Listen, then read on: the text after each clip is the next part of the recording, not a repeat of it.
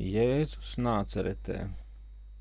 Nākošajā dienā, kad Jēzus atkal mācīja, pie viņa piegāja 2 farizeji no Nāceretes un lūdza, lai Jēzus iet kopā ar viņiem uz Nāceretes skolu, jo viņi bija daudz ko dzirdējuši par Jēzus mācībām citās vietās, un varētu viņiem paskaidrot dažus pravietojumus. Jēzus labprāt gāja viņiem līdzi. Jēzu un viņa 5 mācekļus aizveda uz viena farizeja mājām, kur viņi ieraudzīja daudz sagaidītājus. Jēzus ilgi sarunājās ar tiem un stāstīja tiem daudzas līdzības, un kā likās, Jēzus mācība viņiem ļoti patika. Tad viņi aizveda Jēzu uz sinagogu, kur viņu sagaidīja daudzi klausītāji. Jēzus runāja viņiem par Mūzu un paskaidroja tiem viņa mesijāniskos pravietojumus. Tā kā Jēzus runāja tādā veidā, ka farizeji varēja saprast, ka viņš tos attiecina pats uz sevi, tad farizeju labvēlība pārvērtās nepatikā. Tomēr viņi ielūdza Jēzu kādā farizeja mājā uz mielastu. Nakti Jēzus pavadīja kopā ar mācekļiem, kādā viesu mājā pie skolas. Nākošajā dienā Jēzus mācīja muitniekus, kuri devās pieņemt kristību, bet vēlāk runāja sinagogā par kviešu graudiņu, kuram jānokrīt auglīgā zemē.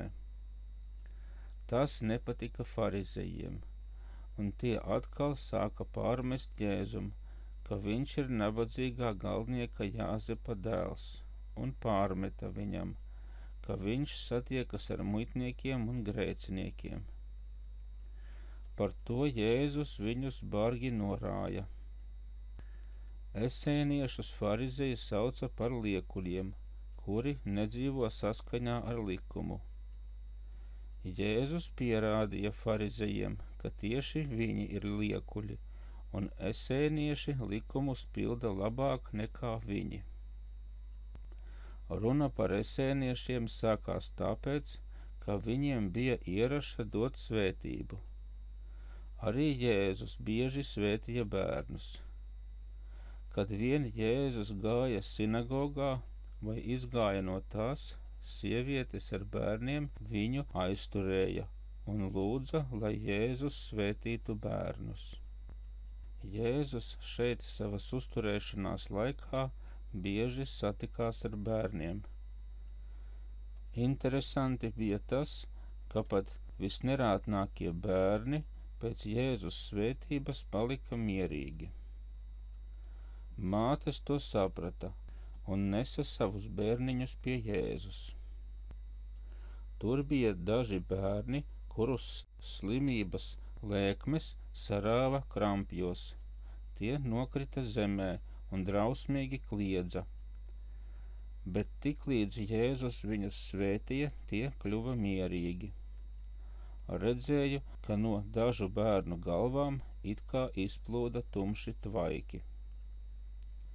Svētīdams zēnus, Jēzus uzlika tiem rokas uz galvas, un tad tāpat kā patriārhi vilka 3 līnijas no pieres un abiem pleciem līdz sirdī.